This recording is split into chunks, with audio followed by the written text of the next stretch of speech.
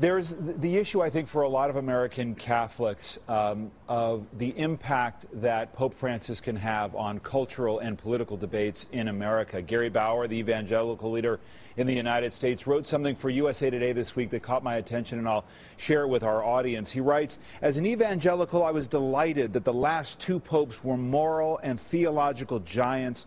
John Paul II and Benedict XVI introduced a new evangelical period for the Catholic Church, an era in which the Catholic Church offered a confident rebuttal to the false promises of the secular world." How would you like to see Pope Francis influence American political debates? And we have so many of them now, whether it's abortion or gay marriage. How would you like to see that impact? I think he simply has to preach the gospel and then do it in a way that is accessible, and the Holy Spirit makes the impact, we believe. Conversion of heart and mind is not something any pope or any preacher can do. That depends upon God's grace.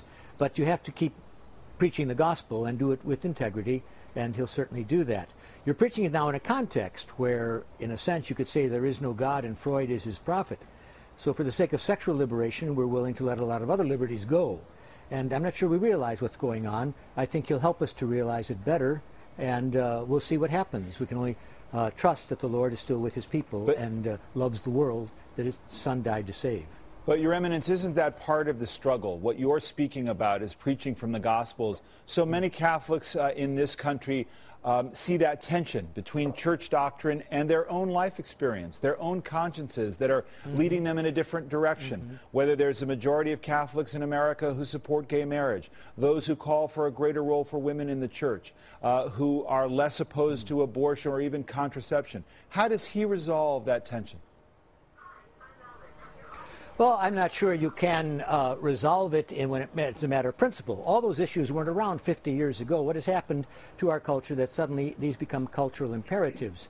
And in history, when you take a look at the societies that come and go and countries come and go, when the chips are down, people will always go with their society, usually, not always, and those that don't are the minority very often.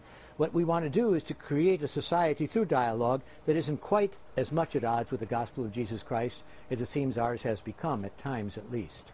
So the phenomenon you're talking about is not new. Again, however, the church is universal. And so, you know, we have to stay with the entire church, and we have to stay with categories that aren't cultural. Conservative and liberal are the categories you use. You'll be using them today. Our categories are what is true and what is false, and then what's the evidence for that.